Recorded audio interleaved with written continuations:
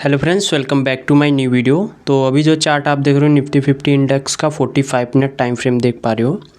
तो आज भी निफ्टी जो था एक रेंज के अंदर कहीं ना कहीं कंसोलिडेट किया है 45 मिनट के टाइम फ्रेम पे। कोई स्ट्रांग हमें जो बाइंग और सेलिंग एरिया होती कहीं पे भी हमें देखने को नहीं मिला है। ठीक है, अगर हम बात करें तो अभी निफ्टी देखो कहीं ना कहीं 2 दिन से 25,800 और 25,600 ठीक है 200 पॉइंट के बीच में कंसोलिडेट कर रहा है।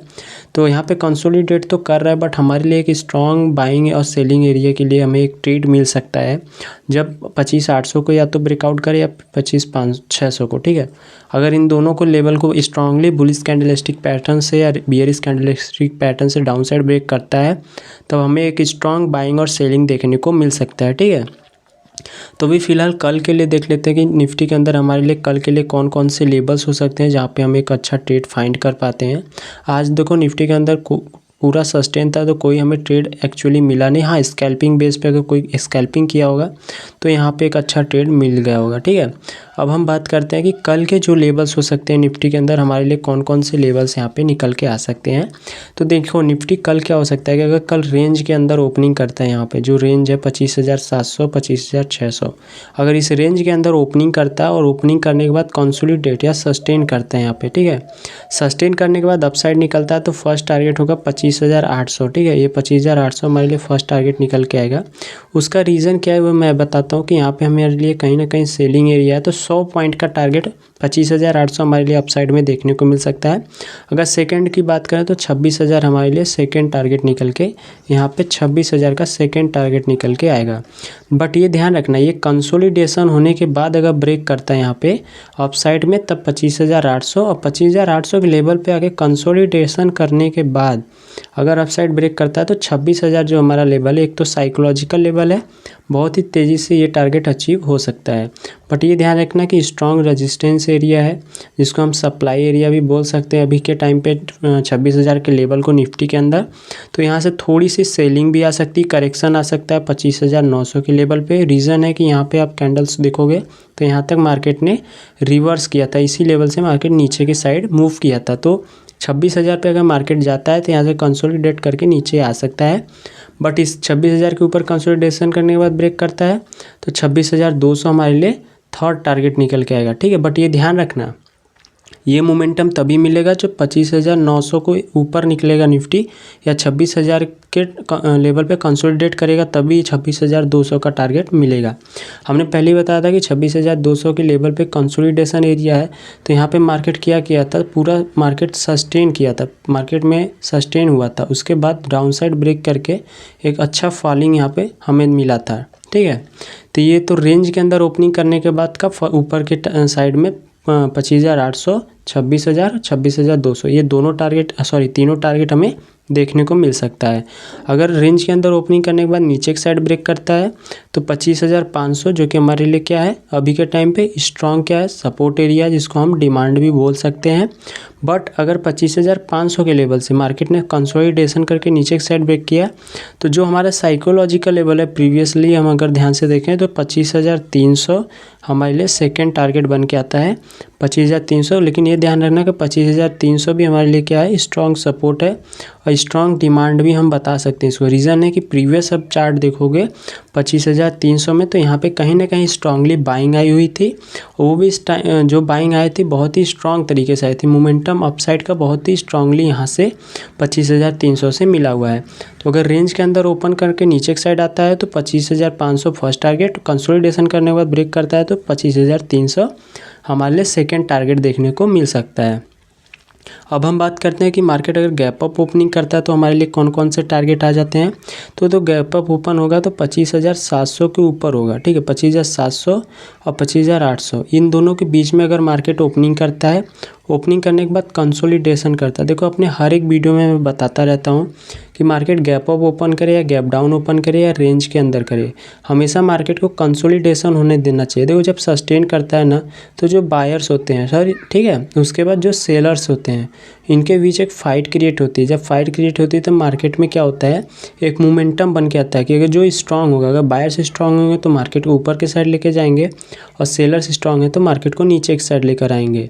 ठीक है, तो जब कंसोलिडेशन करता है मार्केट के अंदर किसी भी चार्ट के ऊपर तो मोमेंटम हमारे लिए बहुत ही स्ट्रांग हो जाता है। और बिगनर्स यहीं पे गलती करते हैं, कंसोलिडेशन एरिया के अंदर ट्रेड को प्लेस कर देते हैं जिससे उनका स्टॉप लॉस जो होता है बहुत ही तेज़ी से हिट हो जाता है।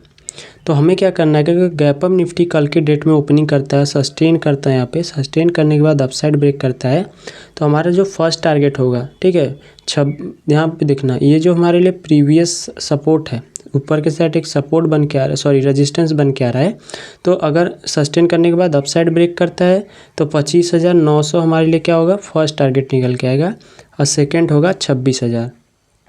ठीक है, 25,900 हमारा फर्स्ट टारगेट होगा, 26,000 सेकेंड टारगेट होगा।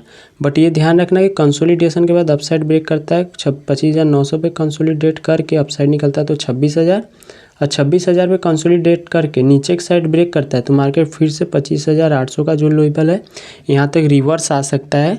बट अगर यहाँ से क्या होता है कि कंसोलिडेट करके 26,000 के ऊपर अपसाइड निकलता है तो 26,200 जो कि हमारा थर्ड टारगेट निकल के आता है, ये हमें थर्ड टारगेट भी 26,200 में मिल सकता है। रीज़न है कि देखो, अगर यहाँ पे आप देखोगे तो 2 दिन से मार्केट इस लेवल के अंदर कंसोलिडेट किया है तो कहीं ना कहीं यहाँ पे जो बायर्स और सेलर्स हैं, ठीक है, यहाँ पे स्ट्रांगली अपना पोजीशन बना रहे हैं। ये ध्यान देना कि जो बिगिनर्स होंगे ना इसी जोन के अंदर लॉस कर रहे होंगे वो, ठीक है। अगर आप भी ध्यान दे रहे हो तो आपके भी स्टॉप लॉस अगर इस रेंज के अंदर ले रहे हो तो स्टॉप लॉस ज़रूर कट रहा होगा। तो यहाँ पे यही प्रॉब्लम आ जाती है कि अगर आप ट्रेड ले रहे हो, ठीक है, तो अब रेंज को ब्रेकआउट होने के बाद ही स्ट्रांगली ट्रेड लिया करो।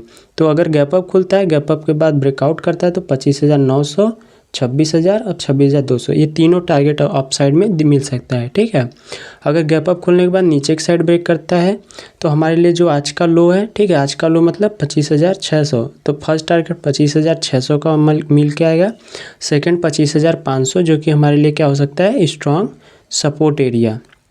और यहाँ पे हमें एक बाइंग भी मिली थी तो हमारे लिए डिमांड हो सकती है, प्रीवियस भी इस लेवल पे हमारे लिए बाइंग ही देखने को मिला था।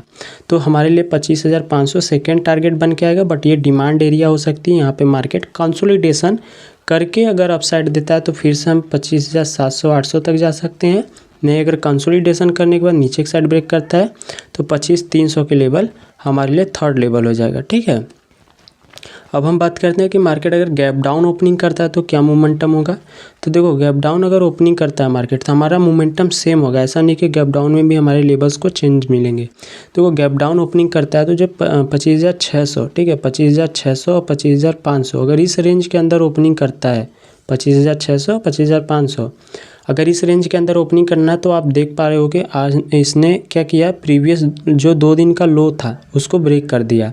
अगर इसको ब्रेक करेगा तो मार्केट क्या होगा, जो यहाँ पे सेलर्स की क्वांटिटी थी इस लेवल पे ये एक्टिवेट हो जाएंगी और हाई क्वांटिटी में सेलिंग प्रेशर बनाएंगे, क्योंकि अभी जो मार्केट का निफ्टी का मूव है वो नेगेटिविटी है, सेलिंग का है।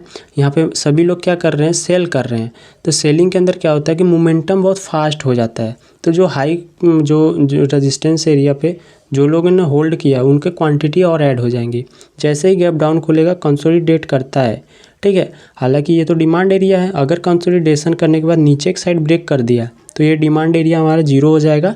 यहाँ पे जिसका भी स्टॉप लॉस लगा होगा वो कट ऑफ हो जाएगा। ठीक है, तो हमारा जो टारगेट निकलेगा 25,700 हमारे लिए फर्स्ट टारगेट निकल के आएगा, 25,300 हमारे लिए सेकंड टारगेट निकल के आएगा। बट ये ध्यान देना कि अगर प्रीवियस के लो को ब्रेक करेगा तब ये टारगेट जो 25,400 25,300 ये बहुत ही इंस्टेंट मिलेगा, मतलब तेज़ी के साथ ये टारगेट हमें देखने को मिल सकता है। क्योंकि अगर इसने इसको ब्रेक किया तो हमारे लिए डिमांड एरिया है, तो डिमांड एरिया जब ब्रेक होता है तो मोमेंटम फास्ट हो जाती है। तो ये जो 25,400 25,300 ये टारगेट ईजिली हमें देखने को मिल सकता है। अगर गैप डाउन खोलने के बाद अपसाइड ब्रेक करता है तो ये ध्यान देना कि हमारा डिमांड एरिया और भी स्ट्रॉन्ग डिमांड एरिया बन जाता है। ठीक है, स्ट्रॉन्ग डिमांड एरिया हो जाएगा तो यहाँ पे हाई क्वांटिटी से और बाइंग होगी।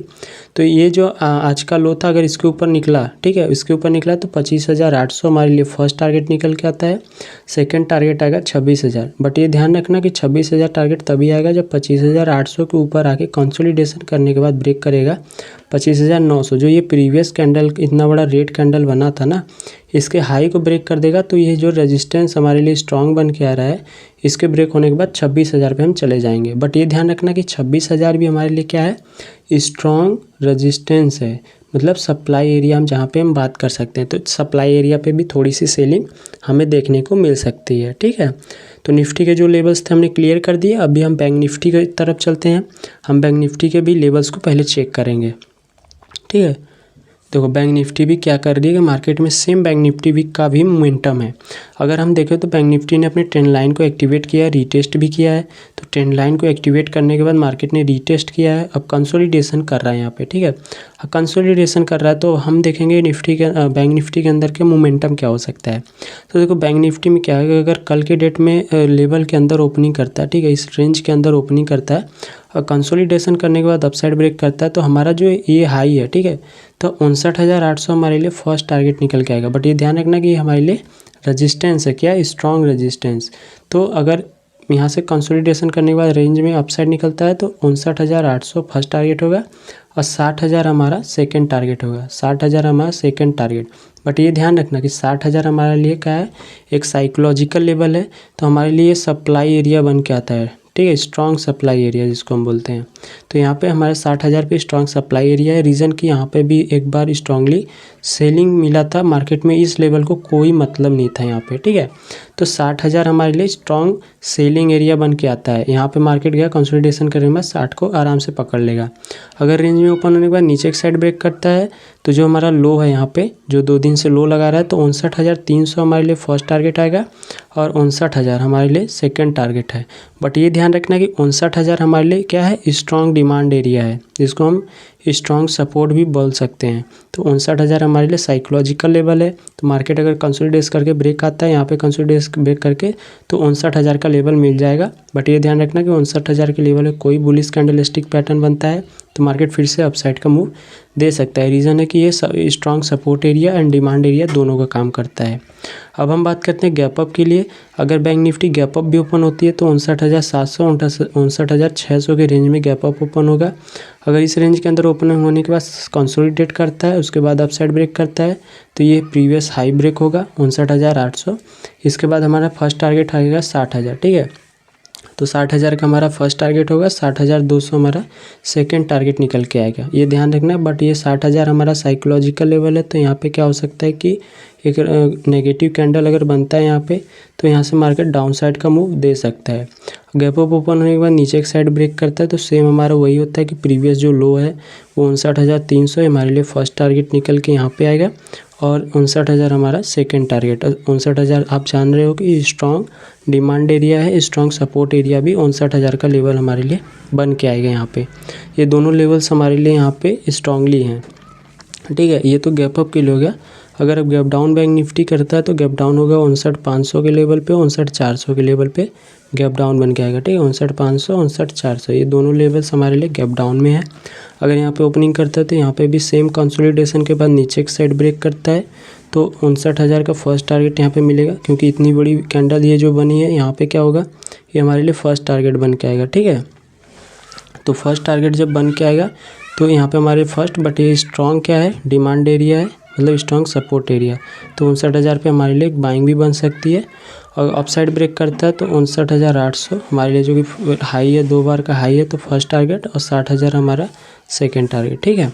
तो आई होप कि आपको वीडियो बहुत अच्छे तरीके से समझ में आ गया होगा। कोई भी डाउट हो तो लाइव स्ट्रीम के अंदर आता रहता हूँ, तो वहाँ पे आप कमेंट कर सकते हो, ठीक है। तो मिलते हैं अपने नेक्स्ट वीडियो में, तब तक के लिए धन्यवाद।